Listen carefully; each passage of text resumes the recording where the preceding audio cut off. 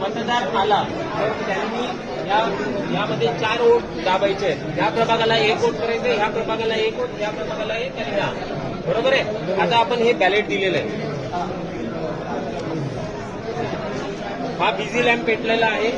जेव्हा मतदार आतमध्ये जाईल तेव्हा त्याच्या डाव्या बाजूला पहिला हा असेल, पहिला युनिट अ ब.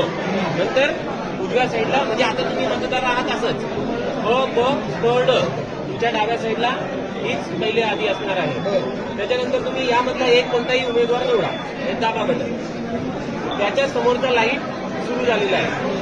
याच्यातला निवडा किंवा कसं सिक्वेन्स अशी घ्या, असं क्रॉस घ्या, चालेल. करून बघा परत एकदा घ्या.